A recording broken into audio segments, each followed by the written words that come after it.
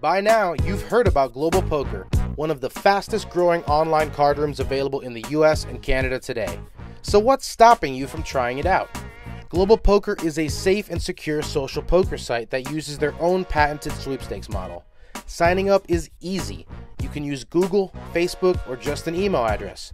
You can always play for free on Global Poker, but you can also buy gold coins for additional play, which will earn sweeps coins that can be redeemed for real cash to a bank account, Skrill account, or even as a gift card. Get a free 5,000 gold coins when you sign up right now at globalpoker.com. Poker Stories is an audio series that features casual interviews with some of the game's best players and personalities. Each episode highlights a well-known figure in the poker world and dives deep into their favorite tales both on and off the feld.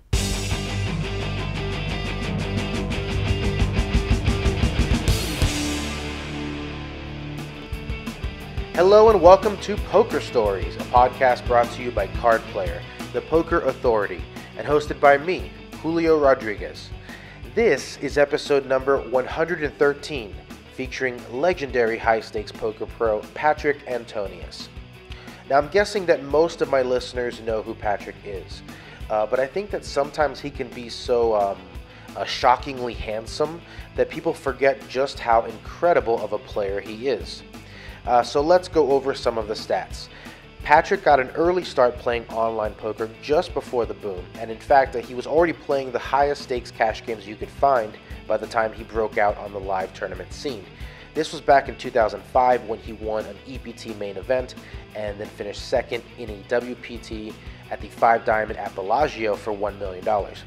Patrik has always preferred cash games to tournaments, but that hasn't stopped him from racking up more than $12 million on the circuit during his career. Just before the pandemic, he won a high roller event in Rosvadov and then finished runner-up to Justin Bonomo in the Super High Roller Bowl China event for almost $3.2 million. But Patrik is probably better known for his record-setting pots, including the $1.376 million PLO pot he won against Viktor Blom in 2009. It remains the largest pot ever played in online poker history. He also has the record for the largest pots played on TV shows Poker After Dark and High Stakes Poker. Last year, Patrik turned 40, which made him eligible for the Poker Hall of Fame. And although he certainly has the resume for induction as a player, he says that he'd also like to be one day recognized for his contribution to the growth of poker. One way he hopes to do this is with his new poker app called Flop. Now, Flop stands for First Land of Poker, and this app is basically an all-in-one connection tool for poker players in card rooms. Some things are still being ironed out, and there's some new features coming soon, but the app already works as a digital solution for finding card rooms, specific games, and other players. There's even a session log which allows you to track your wins and losses. The app is available on pretty much all of the app stores, and it's free, so you don't have an excuse not to download it. Make sure you check that out. Anyway, that's enough intro. Here is my conversation with Patrik Antonius. I'm here with the one and only Patrik Antonius. Patrik, how you doing? I'm doing great. How are you, Julio? Good. It seems like poker is back in the live arena again. I don't know how excited you are for that. I mean, were you going a little stir crazy during lockdown? Yeah, I mean USA is going really well, but Europe is still struggling with poker rooms and so on. But it's looking really promising, and I've been following how all the poker rooms are full in USA and people want to play. Events are starting to come up, and yeah, it's looking really exciting right now. How about you? You haven't ventured to a card room in a while? I saw you were playing on a private yacht. Yeah, there's been few private games I've been playing. That's all that has been accessible for me since the pandemic started, and yeah, I played a little bit there and there, but obviously very, very, very few sessions. I wish I would have played more.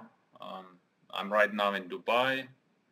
I played a little bit here also, but looking to really come to the States this summer and play some live poker.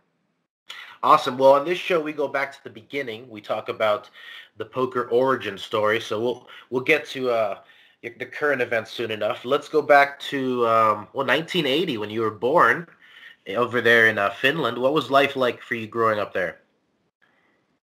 Life was back in the days very simple, like without all the technology and stuff. I mean, I had a really nice childhood, no problems, did a lot of sport. That's all I did really growing up, and I was doing many different sports, playing soccer, ice hockey, I was doing skiing, and then tennis became my biggest sport eventually out of all those sports that I did. And yeah, I was... Well, no, everyone who sees you knows that you're in great shape. Obviously, you have an athlete's body. Were you like that growing up from the very beginning? Did you tower over the other kids, or was it something you came into later? Well, I was always very talented with sports. Like I was always representing my school in every single sport. I was very athletic. I don't know if I was very strong and like big, like physically like this, but I was very good at all the games where it was, hand-eye coordination and playing with ball and all this kind of stuff. And it was all I loved to do. I'm still, I think it just brings a lot of happiness to my life when I can go and play tennis outside or play a round of golf, or now it's paddle tennis, new thing for me. And it's a lifestyle, and obviously a healthy one. What was mom and dad getting up to? Well, they were also active. I mean, they got me to all these sports pretty much, and I grew up with a small family. We didn't really have many. We didn't have a big family. I have one sister, and no, not too many cousins really, or nothing. Just grandparents. Very ordinary family. My mom was working in a daycare, and my dad was driving some kind of truck to deliver some breads and stuff, and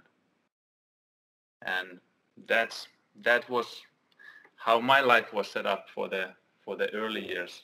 This was in Helsinki, or this was like a smaller town outside? Well, this was close to Helsinki. I mean, you didn't have to drive more than 5 minutes to go across the border, like to Helsinki, this area of Helsinki. It was in Vantaa.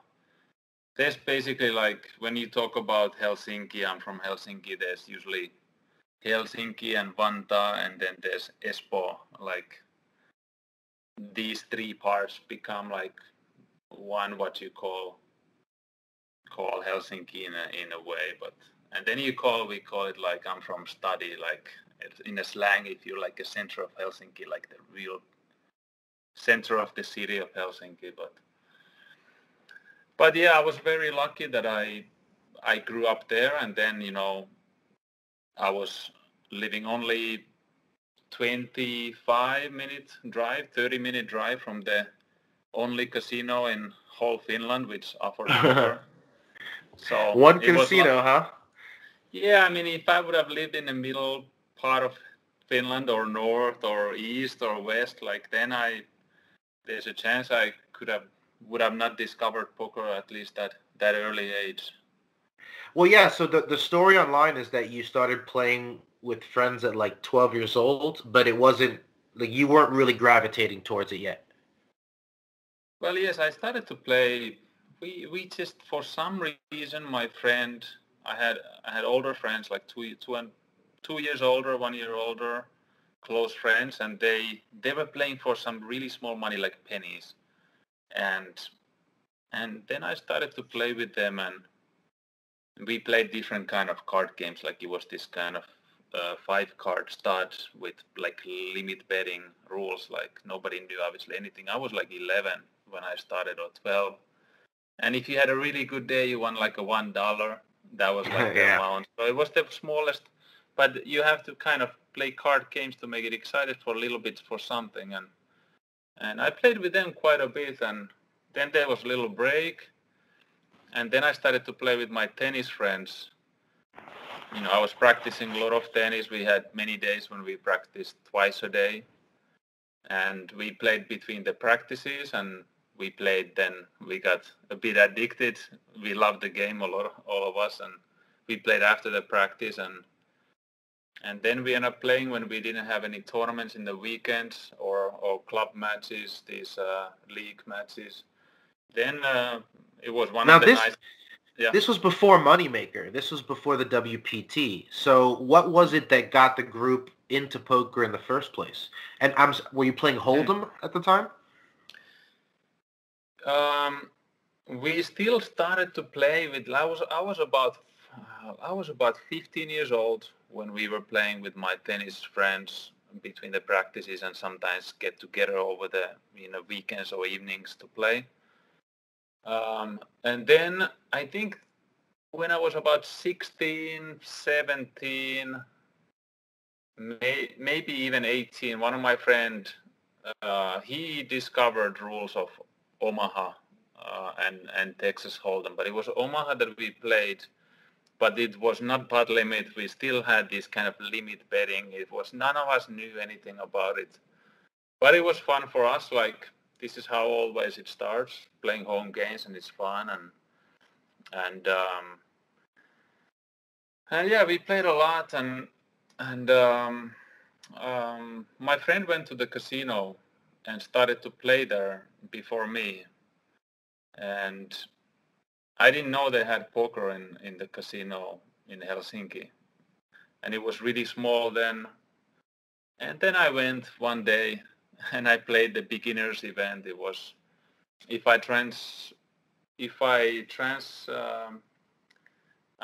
convert the currency like Finnish marks to dollars, I think it was buying maybe about $15, $20. Okay. Yeah, actually, if the value of the money, I guess it doesn't matter. Yeah, something like $20 buying, and I won my first tournament, no limit. I They didn't know got you. You're hooked. Yeah, that got me hooked. I mean, I didn't know how to play then. I had no idea what I was doing really, compared to like what I then learned pretty fast. And but it was good money. I was excited because it was still like 50 players or something. And then I went more, and we played more, and but they eventually, like, things really elevated 1999 when I was able to kind of I was able to get better at this game, and then when I put $200 online, first time in my life, and I managed to just run that money in 2 months to 30K. Just still didn't know how to play, but I kind of figured it out. I played very overly aggressive style, and then I just adjusted in the way that I learned the spots. Okay, that's just stupid to bluff there, and I was literally trying to play every hand, racing every hand, and betting every flop and betting every turn, and I was winning like that. And then if players raised me back, I would give up, but I would kind of learn it in the other way, that play every hand and just tighten up instead of other way around, when you play tight and then you don't know how to win the hand. But it's really, I learned poker in such a different way than anyone else, I think. I never read a poker book or even couple pages. I never had anyone to teach me how to play. I just played and I analyzed myself, and I was very lucky that the games were so small then, and nobody knew how to play. So it's just Back then, the blind aggression could get it done, right? Yeah, and obviously those games where I played that style, it was short-handed games, and this is where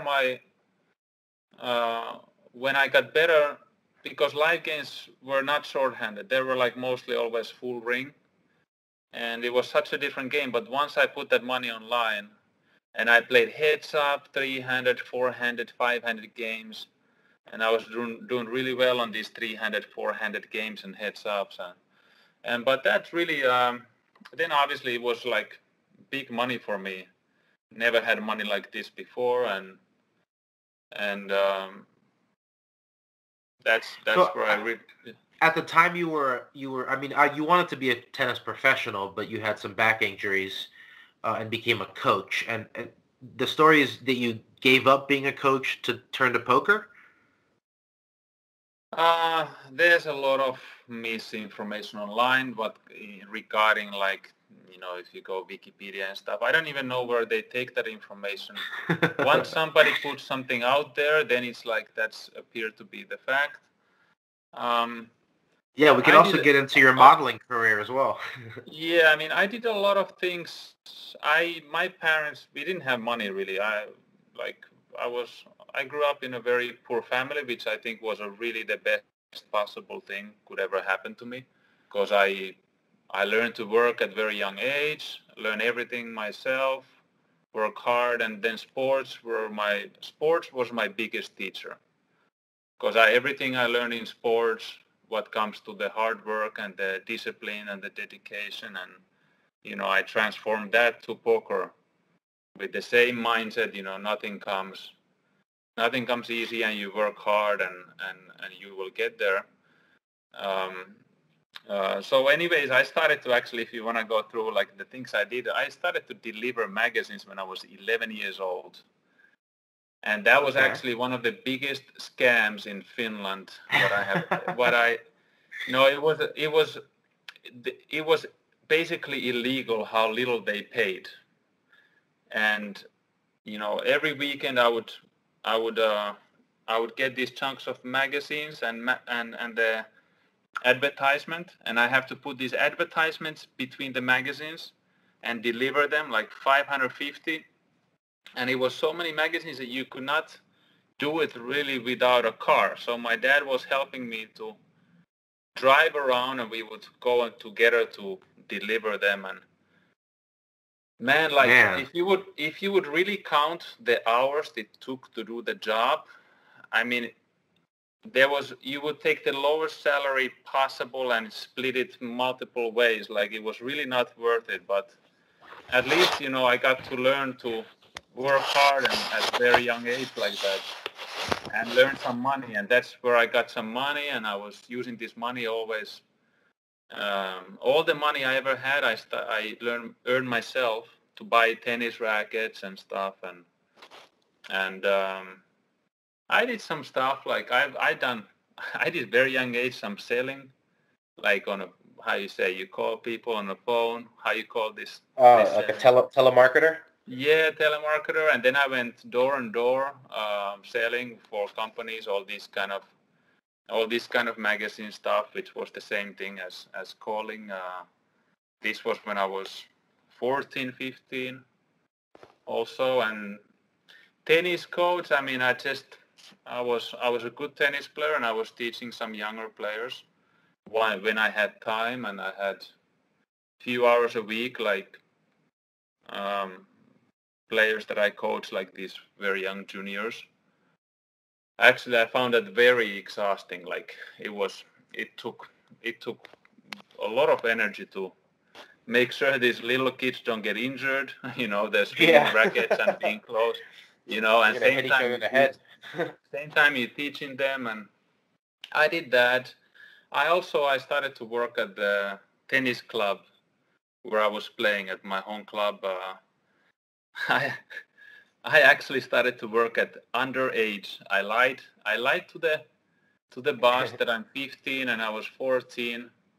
I don't know how they never checked my age, but I was running the whole tennis club when I was 14. Like, I mean, just working, there was nobody else. I was I was taking care of the course, stringing rackets, running the cafeteria, doing all the cashier stuff, everything, and you're certainly a hustler.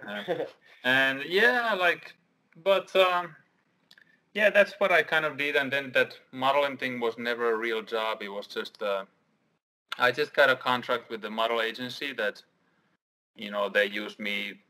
You know, you go for photo shoot to do one magazine, and that paid quite a good money for me when I was comparing it to other jobs. So I would have 1 day, 3 hour shooting, and that would pay equivalent of working like 5 full days on a tennis club, or even similar amount like that. Or so 3 months delivering magazines. That was like literally like 4 months of delivering magazines. I was calculating that if you the gasoline you use for the car and how much the car gets used and stuff, like it's like a break even stuff. It was really that I don't know how that was legal actually. Yeah, the child labor laws needed some work back then. Yeah, exactly. Okay, so the the modeling thing, was that a surprise to you? Did you always, or were you always aware that you're a good-looking guy? No. Did you have an awkward phase ever? Of course, everyone had. I don't know. Yeah, I want to hear about the days when you were covered in zits and like awkward and had a squeaky voice. Did that ever happen? Yeah, I had a lot of pimples on my face at some point. Then they went away, but it was something. It was good for money. I'm very happy about that, and it was good. I only had good experience with the photo shoots and stuff. What kind of photo shoots? What are we talking here? Anything crazy? No, I mean some sports. Like I did some sports magazine where they would shoot all the sports outfits, and sometimes I was putting a suit on, which was very weird because I never had a suit on really before modeling, and suddenly I'm on some suit, and I was looking pretty young for like to sell that kind of outfit in my opinion.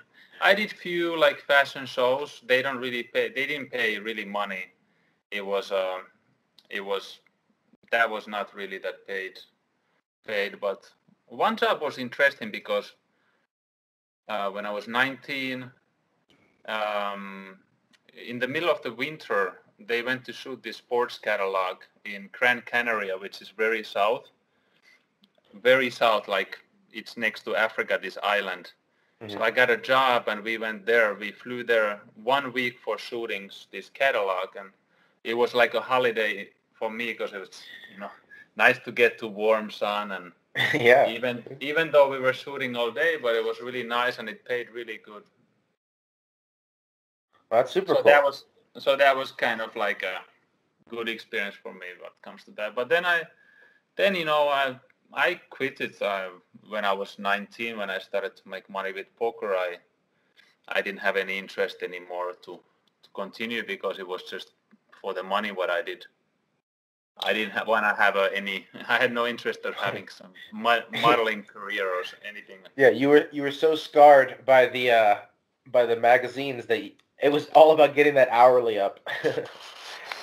Get that hourly rate as high as possible. It was always exciting when they called, do you have a job? It's like, yes. Good morning. So you're 19, you're starting to take poker more seriously, but you are in college at this point, right? Yes, and then I had to go to Finnish. I had to do a military service, and I went to do that. That took a break from my poker, and but pretty much yes, it was. Well, for those who aren't familiar, that's a Finnish law? You have to do like a year or something? Yes, it's a Finnish law. It's still mandatory in Finland, but you can choose 2 different ways. You can, I don't know how you call this other service, but you would have to serve, I think it's 1 month or 2 months in the place where you cannot go to home. It's some kind of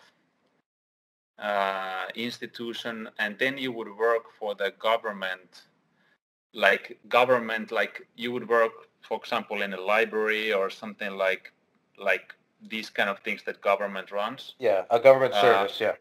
Yeah, so that's an option. That was another option, and then if you completely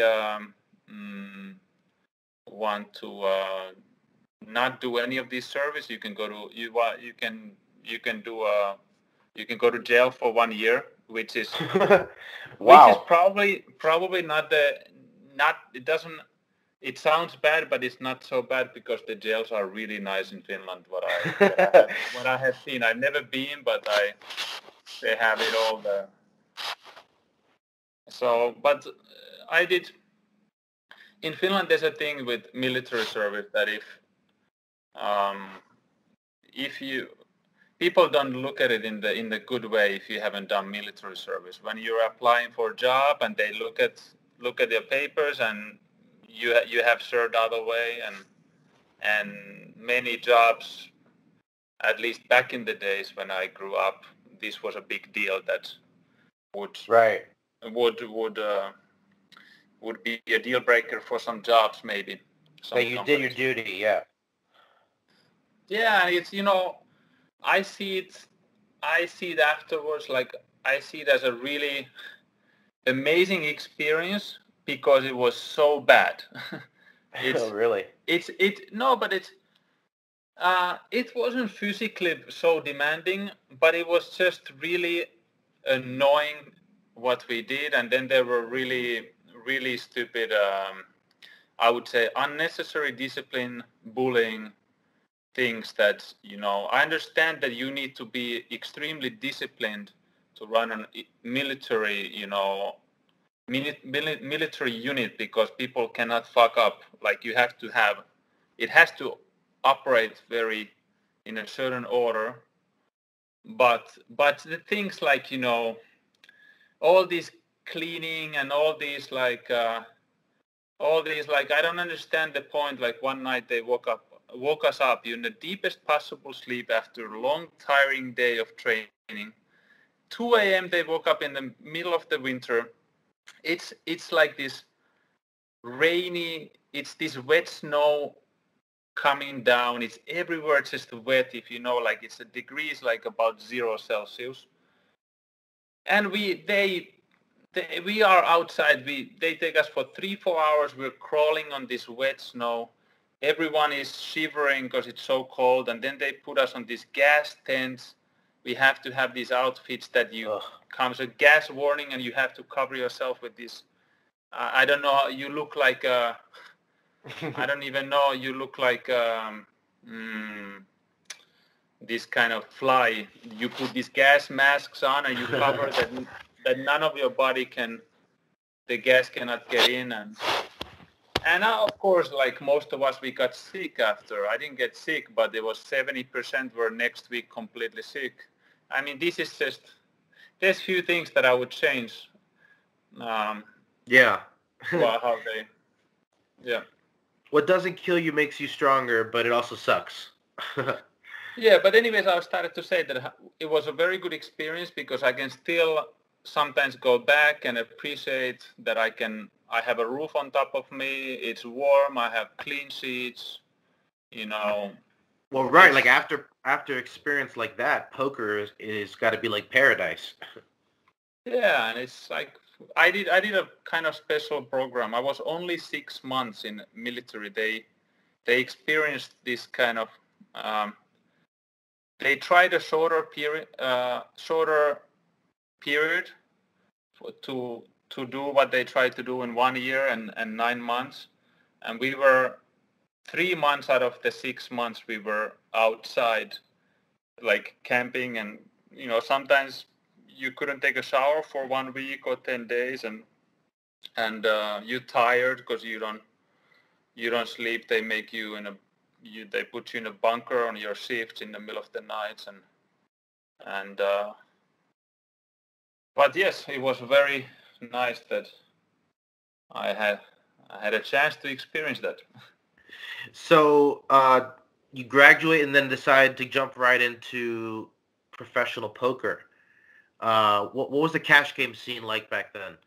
Because I know that Yeah. you broke out on the tournament scene in 2005. You won an EPT, you had another final table, and then you finished second at the Five Diamond for $1 million. But you were already way successful before that in cash games, right? Yes, I've been always a pure cash game player. So yes, basically that 1999, that December when I put the money online, um, that changed. Like I had it on February 2000, that 30,000 bankroll, and I just kept playing. From that on, I pretty much played 12 hours a day for the next 5-6 years, and I did a lot of analyzing, and I really feel like I played more than anyone else, and I love to play. It was not like I was never forcing myself to play. But yes, I played. I saw these tournaments just as a fun bonus, that it's a fun competition, and I had a really nice bankroll already on 2005. Like I I went so fast from the year 2000 to the biggest games online that existed. I was already playing 2001, the biggest games online, and I kept records pretty long time, but I think I finished records about around 2003. I stopped keeping like bookkeeping, how am I doing, and I went pretty much from 2002 to 2005, those 4 years without having a losing month online. Wow. But it's kind of like, it sounds crazy, but it's easy to explain that how much you can really play online, how many hands you can play, and I played a lot of short-handed and a lot of heads-up, and you could literally play in 1 month more than you could play live in a couple of years. So it's that, like the mathematics are too strong. If you have I had a pretty nice edge those days. Yeah. And I was really lucky that I was able to play the best players in the world at the moment who were online, because the games were so small. Like I could go on PokerStars and play someone on 30-60 limit hold'em who was apparently like the best limit hold'em player at the moment.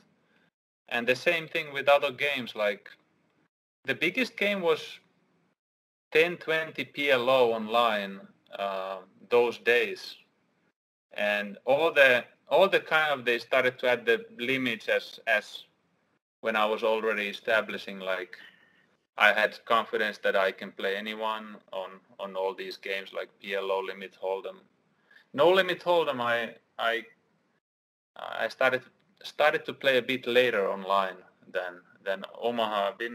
PLO has been my favorite game always. So you talked about how the tournaments were kind of a bonus for you. I'm wondering what your mindset was in those years where you're seeing. You're obviously the biggest winner online at that time, or one of the biggest winners online at that time, but you're still anonymous to the poker world because 2003 happens, Chris Moneymaker wins, all of a sudden poker is popular. Were you those couple years thinking to yourself, hey, I could be a star if I just went down there to Vegas and showed my face?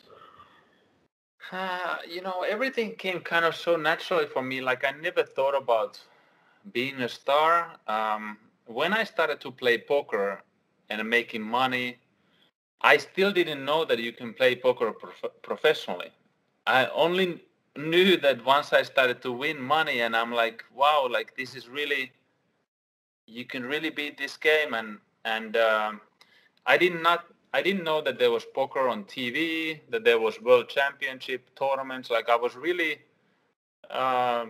blinded that, like, this is year 2000, and that was I wonder if that was the first year I did like a poker trip somewhere. We went to Saint Martin or something, just for like a nice Caribbean holiday, and I went to Vienna once to play, and they had these tournaments.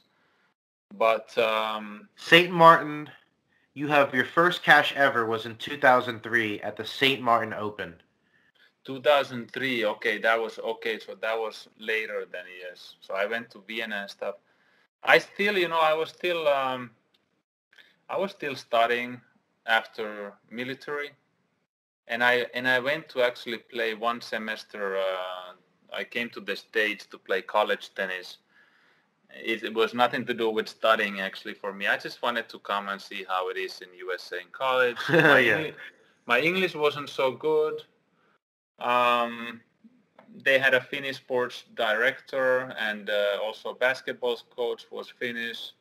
They had other Finnish athletes, tennis players, one basketball player, something else, like a Finnish little community, and they wanted me to come, and they offered me scholarship, and I was like, okay, why not? I can play some online poker there also, and you know, I wanna experience that. It was like a life experience thing also for me, but I flew straight to Vegas. This was 2003 in the spring when Moneymaker won, and I was in Vegas then.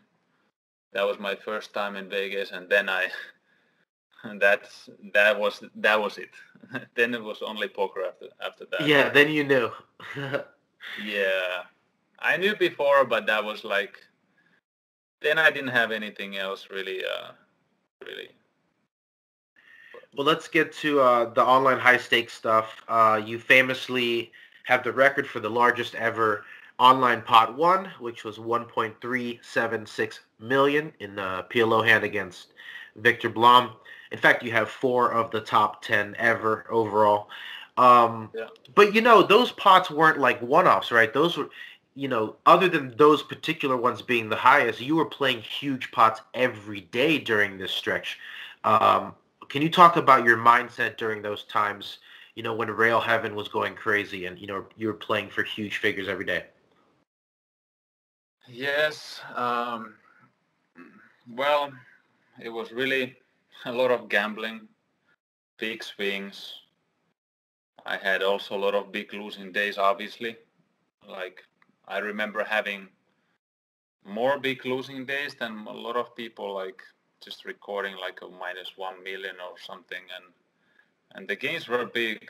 And Isildur really came to gamble, and I don't know. I feel like anything could have happened with him. He made the game really aggressive. He wanted to play big as possible, deep as possible, as many tables as possible. And I was one of the guys that I was lucky. I had a really big bankroll. I felt comfortable, confident with my game, and yeah, that big pot happened with big stacks. That was actually my biggest winning day online I've ever had. I won over 3 million that day. So it was very very big day for me when I won that big pot against him, and all I can say that it was just exciting days. It was like any day you can go online and you don't know if you're gonna win a million or lose a million. The gains were so big. Well, if you had to estimate how many 7-figure days you had in either direction, winning or losing, what would you say? If I have to throw a number out of my head, if we talk about only online, because live happened a lot of these swings also. Yeah. I would say almost equal amount of live poker big swings. I don't know if I add online and live, because it's easier for me to kind of have a number in my head. Yeah. I think there's probably like 50 days where I have won or lost more than a million. That's crazy. That's a lot, I think. Maybe it's not that. Maybe it's 40. Maybe it's about 40 days. I played some big pots. I played so many pots over $1 million. The gains were very big back in the days for me. So, how do you handle a 7-figure loss as opposed to how good do you feel during a 7-figure win? Because they say that, winning never feels as good as losing feels bad. Yeah, that's a very true statement. That's a very accurate statement. It's almost unfair that how the winnings are like feel like normal, like this is like it's like almost like, okay, I'm supposed to win, um, so it doesn't really feel like nothing special, but the losing feels really bad, and it's a challenge for um, everyone to handle those swings. I don't think it's hard to get used to it. Even though if you have a lot of money, for sure, these people who have hundreds of millions and they lose a million or two, they feel the value of money. And especially like us, if you don't have a big bankroll, let's just say if I had a bankroll then maybe 20 million and I lost the 1 million, that was like such a big chunk of it. Sometimes you could handle it better, sometimes worse, depending how it happens. Like it was more like if I wasn't happy the way I played, it would take longer for me to accept what happened. And but yeah, I was young. I was really like I was so driven. Like for me, I was able to handle that because of couple things. Because I played in such a regular base. I played pretty much every day poker, and you get used to the swings then. Like, it's like you lose 100, 200,000, win 100, 200. This is like on your average day. So you don't even think about it. And once comes a big win or big loss, these are more something that shakes you a bit. And I would say that was, yeah, that helped that I was playing. Like nowadays, if you play so like rare that you go to a big game and you dump a million in a game and then you take a long break, like I would not I'm not used to it right now. I would have much tougher time handling it now than I had then. Well, I think people would be surprised to hear that because when they see you on TV, you're so stoic. I mean, you actually hold the record for the largest pot on also high stakes poker, which was $1 million against Sammy Farha, and also Poker After Dark, which was 600,000 against Tom Dwan. And in both of those hands, you're not sweating. We can't see your heartbeat thumping out of your chest or anything like that. So, your table presence is something that I think can hide all that. Yeah, I would say I'm in general like I'm a very calm person. I don't really get my emotions too much attached to things. Maybe it helps that I don't know. I'm Finnish. It's like it takes a lot for me to get very excited about something, and I'm just like a very stable, calm in general. It's like this. When you're in Bobby's room playing a big pot or wherever, even online, do you feel the sweat of a big pot anymore, or is it all just another hand these days? Yes, I feel big sweats, and sometimes I'm very like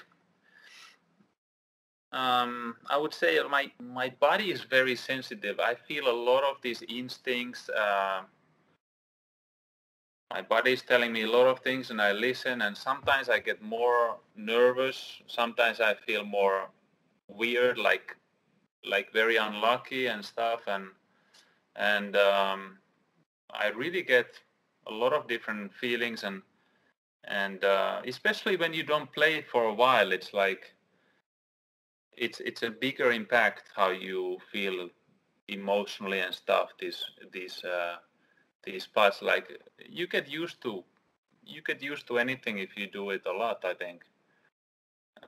If I haven't played in Vegas obviously for a long time, this pandemic and stuff. If I would go there now to play, I would say it would take like few days at least to get like settled down, settled in, comfortable, like Yeah. you know, if you know what I mean. You talk about being a field player. When I think about field players, what comes to mind? Because you famously said you haven't read a poker book. You don't use online software. Maybe Phil Ivey, Bryn Kenny, yourself. Um, is online poker still for you guys, or do you need the that that help of software to win these days?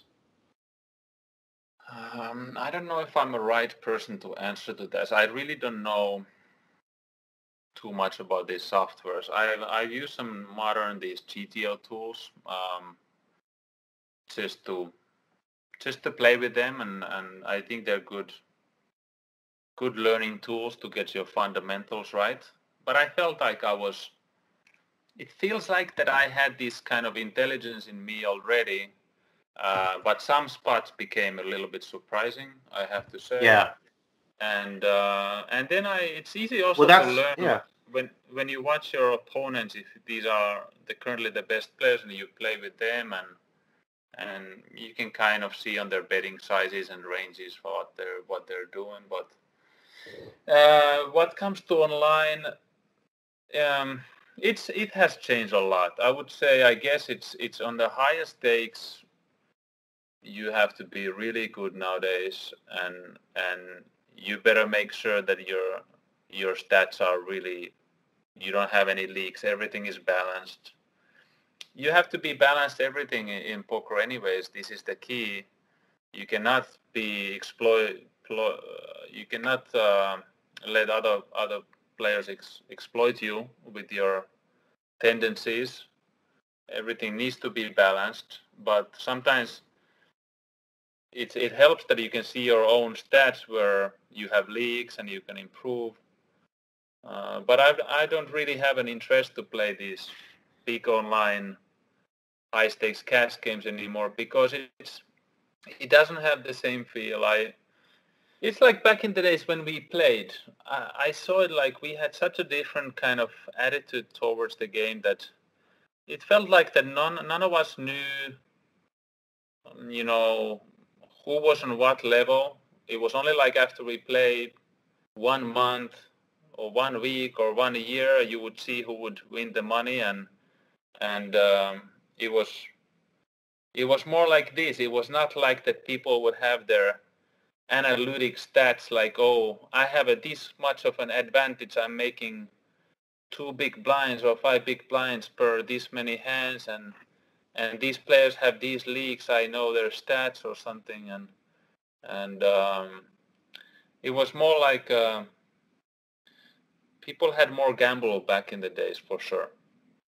Now, speaking of cash games versus tournaments, between 2012 and 2017, you didn't play a lot of tournaments. I mean, you still won a few $1 million and were successful in the spots that you played at during Aussie Millions and in Monte Carlo. But it was clear that you were traveling less. And then in 2018, it seemed like you started to play a lot more tournaments. Obviously, you started getting rolling in the high rollers, and you finished second in the super high roller bowl China to Justin Bottomley for $3 million. So were you just feeling like, that was the shift you had to make? Yeah, that's funny. Like, yeah, basically all my tournament results are 2005 and 2018. And I pretty much quit playing tournaments 2006. That's when the cash games became so big that I just had no interest in tournaments anymore.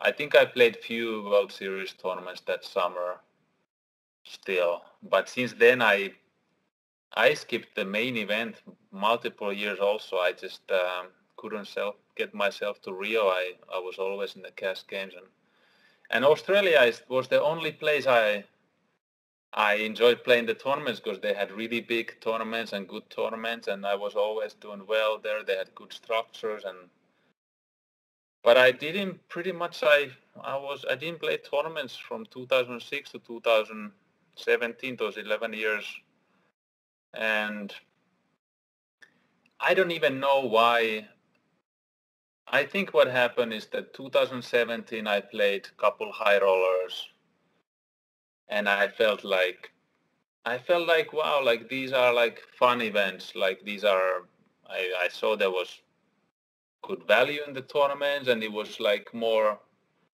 interesting, exciting. And then I kind of gave it a shot that okay, 2018, I'm going to play some of these high rollers, and then I had like the most amazing start I can ever have. Again, I'm like very lucky in many ways. So I won the first tournament I played 2018 in Rosvadov, this 25K. Yeah, the Party Poker Millions. Yeah, so that was the first tournament I played. I won it, and I made from the first.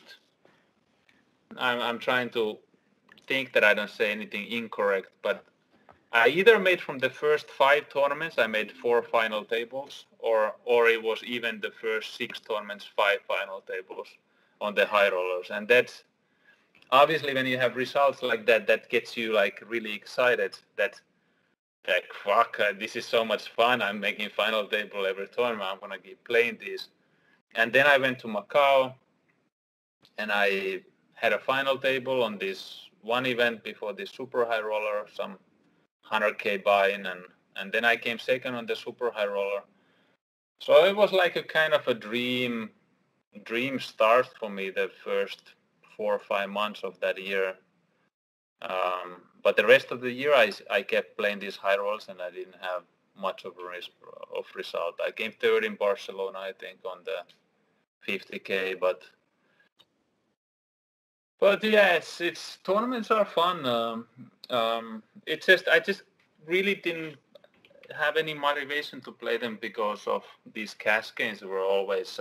It was like would have been a stupid decision, money wise, for me to go and play a tournament for many days and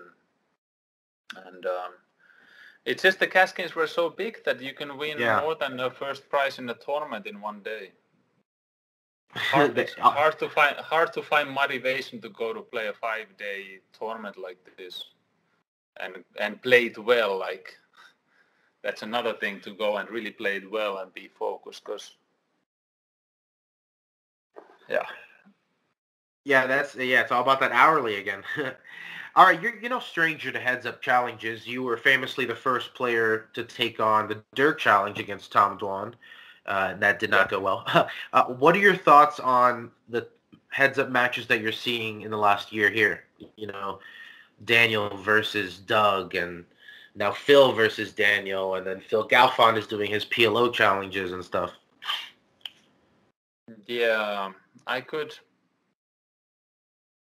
only comment, I think, regarding the Negreanu Polk, that was something just a little nice spice for the poker media. Like I didn't watch it, but I was watching some highlights and it was done in a funny way. You know, these commentators really good. They did really good, like Joe Ingram, and they made it fun, entertaining.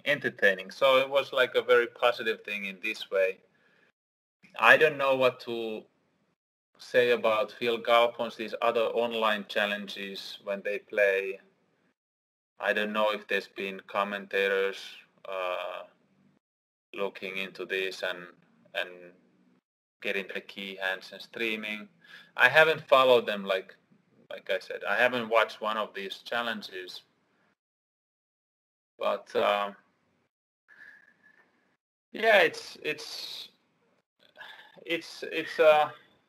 I just meant more like, you know, what's your thoughts on as far as, does it seem like it's ego-driven, or is it all just about, you know, trying to find some form of action during a pandemic, you know, where you couldn't? I guess it could be both or either one of them. Some of these guys, they obviously they have a lot of confidence on their game, and they think it's a very good decision for them to play. It's also like, obviously, I feel like it's a little bit lack of other action that they don't have, and they are kind of maybe forced to look action in this way, and these are all really good players playing each other's and there should be other better games for them to play and grind. Yeah, I don't really know. I used to have like, I used to have a little bit different mindset when I was younger with poker. I would be one of these guys that would even I could take a challenge even if I would know that I don't have the best of it, but Right. it could be something that it's exciting to take a challenge and see what happens. Like, okay, I might lose, but maybe I learned something, and maybe it's. I had a lot of gamble back in the days. Like you can see my legendary interview in the High Stakes Poker Season 1. I was ready to give a lot of action those days, and I don't have much interest nowadays to go and battle these kind of matches. But yeah, right now at least I don't. I have my mind in a different. I have different interest than those. So before we get into these rapid fire questions, I was hoping you could talk a little bit about your poker app, Flop, which stands for First Land of Poker. Can you tell me a little bit more about that? Yes. So First Land of Poker, well, it's much more than just an app. We have developed all the things that would help all the poker players to connect with each other and help them to find games in real time as easy as possible. So basically we want to bring a digital solution for live poker. We want to digitalize the live poker industry because this is one of the most time consuming things and more complicated, more like this is the more complicated things as a poker player to find the right game for you when you want to play. It takes a lot of time and effort, and a lot of players, they're not even willing to go through that process when you want to play or feel like playing to see what games are around and being able to from that moment to go and have the right game and chips in front of you and playing. And it's really crazy how we are missing modern technology that exists in all the other industries with very simple things like just connecting each other's, like players who want to play the same games and connecting the poker rooms together. And it's been a really time-consuming thing for all of us. I mean, including me. I think I spent thousands of hours in my life trying to get to the right games and find out where they are. And you are calling your friends and you're calling the poker room and you drive in there and then the game is full or then there's no games and you're waiting and I mean 90% at least from the players, like we don't have the luxury of living in the city where they have the busiest poker room where a game you want to play going every day and you would live close by that you don't have to drive 1 hour or 40 minutes or even longer to play. So it really sucks if you have to drive 1 hour to the casino and then you can't even play. You wait there for a couple hours and you drive home. So eventually you're gonna stop playing. So we have created like very smart digital solutions for this for the poker rooms and for the players. So basically the dream is that you would be able to have a game confirmed earlier, that you have a seat at this game at 8 o'clock, for example, and you can just relax. You don't have to stress out and hustle and be there early. You have to be there early just so you get a seat or something. And also there's a very big problem with the connecting with each other. Like to know all the players who are around, who are interested of playing the same games, and people are coming at different times to the poker rooms and calling, and the players are not connected. And this is also like what we have built this tool called Flop PM. So this is for the poker rooms, for all the poker room managers, to help them in a very smart way. So now they can finally have an access to all the players who are around. So they can see all the players who are around with geolocation in whatever, you can put it as far as you want, but basically in the that is realistic for them to play, and they can create games. They can invite players. They can do all these and it's all up to you how you want to use it. But this is amazing tool for the poker rooms. They're gonna be so much more organized. What games they're gonna create and when, and they know later which game is gonna start, and they can even have a better management what comes to the dealers, because they can forecast the games. But basically it's really a tool that it's almost crazy that how they're just hoping that players are coming to play, and especially now with COVID, it's players don't go to the poker room to gather around and start communicating what they want to play and so on. Now we need more digital solution that you will be able to get a game going. Yes, I mean, I find it to be a great, all-in-one tool for, finding games. But not only is it kind of like, so it's social media, because you get to connect to your friends who are basically your pool of poker players, right? And you can chat with them on the app.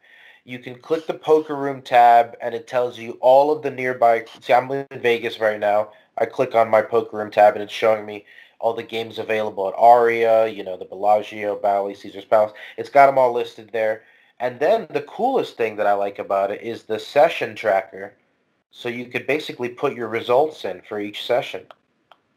Well, yeah, I mean, we're building like basically we want to have everything in one platform, so you can again save time, that you don't have to go to different source for news. So we have real-time news in our application.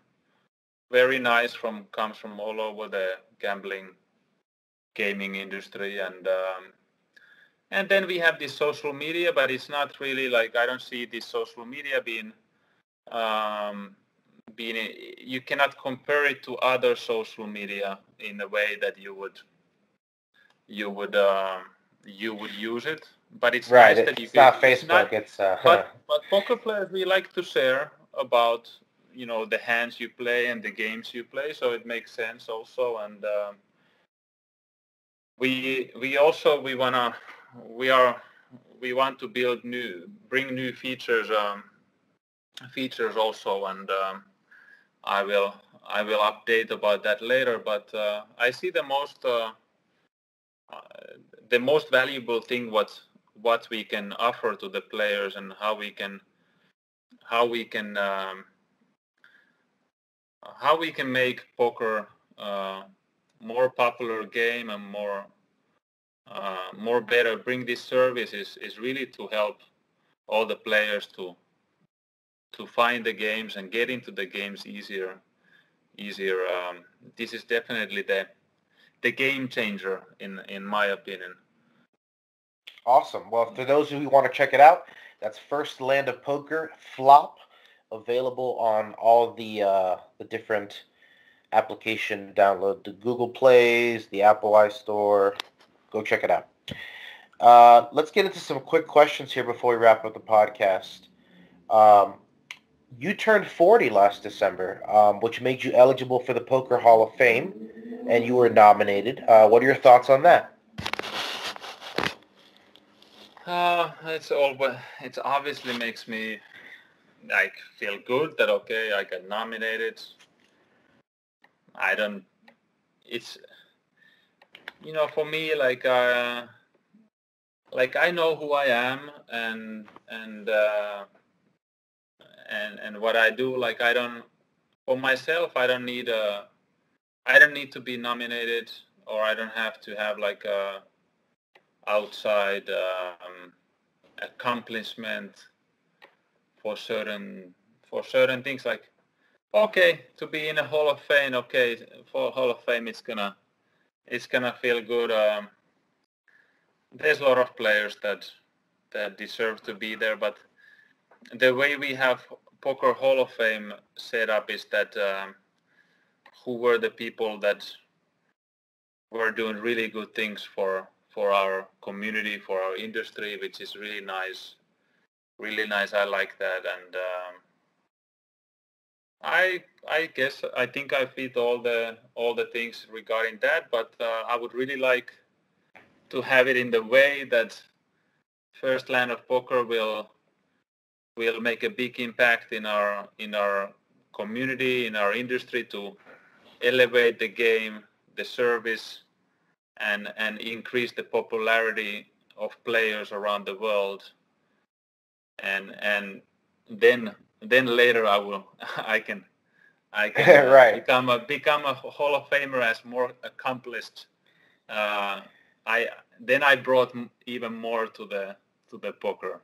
Right. In You this way, already have the resume, but this is the cherry on top. well, that would be, I would say, I would be so much happier if it happens in this way. I would really feel good about it rather than just being there because I was crushing the games for so long and had some big results. Like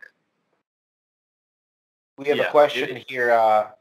Do you like telling people that you're a poker player? Now, I imagine you get recognized a lot and get asked for photos all the time. So it must be nice when people don't know who you are and you can fly under the radar. But do you like telling people you're a poker player if you get the chance? Yes, yes, and yes. Yeah, I have no problem with that. Back in the days, poker players had a little bit different image, especially when in the very early age when I was playing, people didn't really know too much about poker, and then you would, I don't know, have to explain yourself that you're not doing something illegal or something. Right. And nowadays it's all good. I don't really, for me, I don't. It's much nicer for me that I can say that I play poker, but it's less of a hustle to say to a stranger, yeah, like just that I play some poker instead of that I'm a very successful player who's famous. Like then they're gonna ask more questions and they're gonna go to like it's like I've had that talk way too many times, and I'll just rather be like anonymous. Right. And then you have to explain to them all the rules. And then, like, when they Google you, they have to explain, no, I don't have all that money. I have losses too. Yeah. That's Yeah, funny. some people just don't understand. It's amazing how some people it's so hard for them to understand that how much luck there is in poker. They just think that you're gonna always win if you're really good. Some people just have that kind of mindset Right. that you say like, yeah, sometimes I lose a lot and I lose for a long period of time. It becomes a bad period, and they don't like understand it. They're like, no, but you're one of the best. It's like if they think that you should always win, but poker is just the most. I have to say it because I mean, poker has given me basically everything I have ever dreamed of. Like to coming from Finland and not being able to travel before I was an adult because I had no money. I've seen that I've been in everywhere around the world, not everywhere, but all the all the nice places, met so many people, you know, as a life experience, like it has just given me an access to this amazing life. And the game, I still haven't seen another game which has everything, and it has a perfect amount of luck that makes it such a good game. That, you know, we have this dream that anyone can come and just win life-changing money. You just play one satellite, you get a ticket on the main event, you run good for 5 days, and boom, you have a life-changing money, million or two, and it's really poker brings people together. Also, poker gives you so much. Um, um, you learn so much about yourself when you start playing poker, with your winnings, with your losses, the way you're handling your emotions. You will see how other people handle themselves when they're winning, losing, their emotions. You will learn that the players can be so different compared to their character, how they are outside of poker table. Some can be so opposite. Some can be, you know, you can see the most conservative guy playing the craziest poker, or you can see the other way around, the craziest, wildest guy playing the most conservative tight poker, and behaving in totally different way on a poker table in a social way. It's very fascinating and interesting, all these things, and then you learn all these body language tales of what is a sign of a weakness, what is a sign of a strength. These very little things that you would maybe never in your life otherwise learn or experience, and you start. Um, it's just amazing game in so many ways. There's so much psychology comes to play, which is another very inspecting. This is to me one of the most interesting aspects that I don't like at all, that when we're talking about all these just mathematics, statistics, okay, everything needs to be balanced, but once you start having history with players, when you play with same players, cash games, and even tournaments, and the psychological part becomes very big what comes to those situations, and it also forces you to live in the present moment, like right now what is happening. Like you just cannot think of anything else in your life. The guy is your opponent went all in, and you have to make a quick decision, and you know it's just it's a really a most amazing game, fascinating game, and I could not say any more good things about the game of poker. Right. Yeah, your problems aren't problems when you're facing a bet on the river. That makes sense. You know, I hear you talk about it. You know, it's clear you still love it after 25 years doing it. It's real nice to see. A lot of people this far in are you know, they're burnt out or they're just sick of the grind, but Yeah. Yes. Some of them, I understand that also, you know, like we are all on our different paths of life, and some people lose their drive, I think, which is some people become more interested in other things. I understand that, and I think even all of us as poker players, we go through periods when we don't really feel like playing so much. Um, and sometimes you really love the game and you feel like playing so much more. It's normal. I think it's normal in anything in life. It's about balance. yeah. Balance in general. Uh, well, let's, you know, get a little bit off poker for a second. Can you talk about your largest non-poker wager? Biggest bet you ever made that wasn't on the cards? Um, yes, I can talk about it, but I don't know if I will get the facts right. I've had multiple big bets, sometimes on some sports events, and I'm even thinking if one of my biggest bets is in tennis. I bet a couple times really big on some Grand Slam finals, like more than $500,000. And I'm Oh trying to wow. think if I had any other bets. Like one year I had a Super Bowl bet for 300,000. And I think it's a tennis bet. What is the biggest bet what I've had? What about on yourself? A prop bet. A prop bet. I back in the days I was having big prop bets. Nowadays, not for a long time I've had anything that it would be worth to mention. But I did play with Phil Ivey a few times, very big golf matches.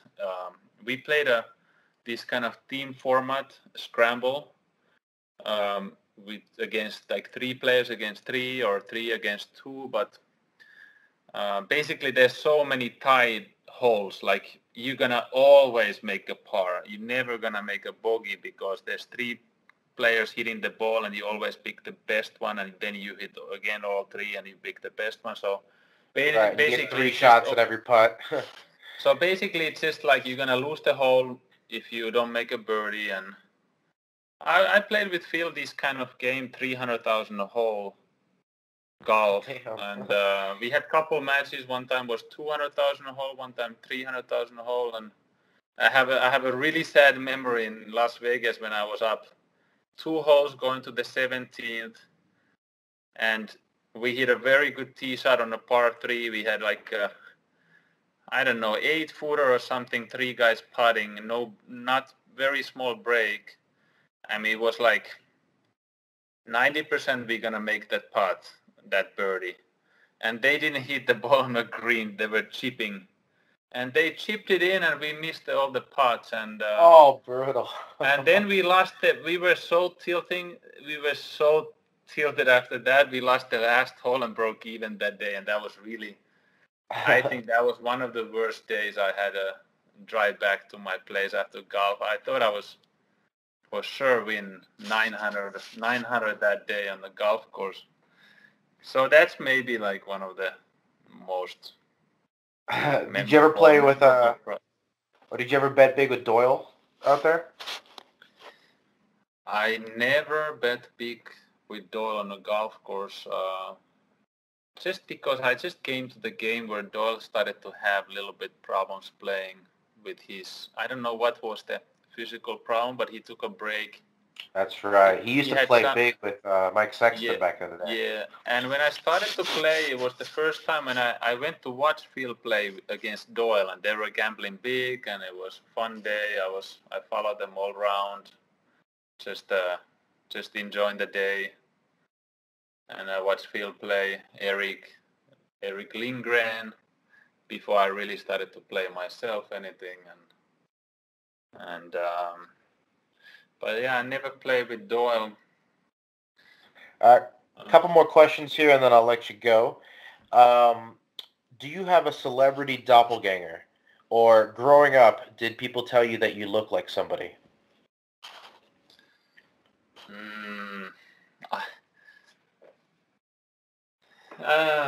I mean, I remember the early days when I was in Vegas. I don't know. I think we're talking about 2005 and 6 and 7, and people would say I look like Brad Pitt, but I look nothing like him. So I don't understand how they would come up with that. Yeah, one of your nicknames is the Brad Pitt of poker. Yeah, but I look nothing like him, so I don't understand where that comes from. There was another guy, I forgot the name, some celebrity that I have more like I look more like something more similar, but I cannot remember the names. Maybe Brad Pitt with his shaved head, maybe. That's my weak spot. I have a really bad name memory, but I have one of the best memories in poker. I can remember all the hands I played, which helps. Your other nickname is the Black Lotus. What is that about? Yeah, it's another thing that media created. I don't know where it came from. I have no idea. It's just suddenly it's out there, and what can I do? What can I say? Somebody just put it out, but I guess you never make your own nicknames. I Yeah, guess. back in the day, we used to just assign people nicknames, I guess. You know. Yeah, for me, yeah, I don't really have a nickname, and it's okay. We end the podcast the same way every time with a question from the random question generator. Here we go. What food do you crave the most often? Wow. Oh. I know you have you're a guy who watches what he Yeah, eats. yeah. I cook most of So my food myself. I'm thinking, why am I so excited to cook always? do you have like a Mm, go-to Well, cheat day you know, meal? this is changing actually. It's always changing. Um, to crave, to crave. Um, Sorry, I'm taking a little bit time because That's all good. You want a different question? this is a good question. I'm just thinking, what am I really craving? I love food. I just love good food. I like everything pretty much. I don't like any kind of fast food or unhealthy. For some reason, this taste is not. It's not. It's not good for me. I like a real good food. Um,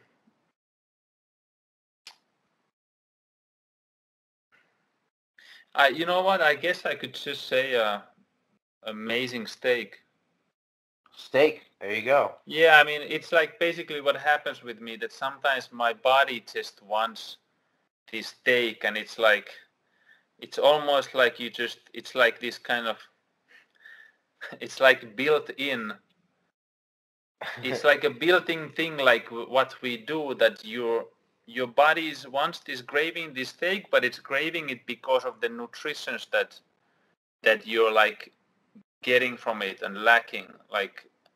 Uh, and I like when this kind of feeling comes when your body tells you that you need a steak. And I've studied nutrition a lot. I've studied health has been one of the things that I've been always so interested in, especially like it plays with poker a lot because we have a sport of a brain. This is our sport. Poker is definitely sport, and it's a sport of the brain. The brain has to be very, very good making quick decisions, big decisions under the pressure in a very, very fast, short period of the very quick pace. And the nutrition plays a big part for that, for your brain functioning. And now there's more science coming to back up all these things that it's almost scary how much the nutrition can affect to your brain, how it works. And steak is really meat is medicine. It has all the good nutritions, and I'm a big supporter of good quality meat. Well, there you have it, listeners. If you want to play like Patrick, you need to eat a steak and hit the gym. Get your mind right. And, pretty soon you'll be winning the biggest pots in online poker history. Patrick, thank you so much for coming on the show and taking the time. Thank you very much, but well, if you're listening, I have to say that, everybody is different. Different things work for different people, so all this matters also for the nutrition. So what is good for another person is necessarily not good for you, and it's I can add that to that. So be healthy, and safe, especially with the current times what we have. now it's more important than ever to start making more better, healthier life choices. There you go. Perfect. Thank you so much, Patrik. That was awesome. That's it. That is the show. What a great conversation with Patrik, and I hope you all enjoyed it. You can find Patrik on Twitter at Patrik_Antonius. And don't forget to check out his poker app. It's called Flop, or First Land of Poker, and you can download it now for free. Go do it. Let's build up this network of poker players. You can also follow us on Facebook or find us on Twitter at CardPlayerMedia or at Poker_Stories. If you like what you heard, please subscribe. And if you'd like to earn a free digital subscription to Card Player Magazine, then all you have to do is leave us a 5-star rating and a nice review. Once you've done that, email us at pokerstories@cardplayer.com and we'll hook you up. Thanks for listening.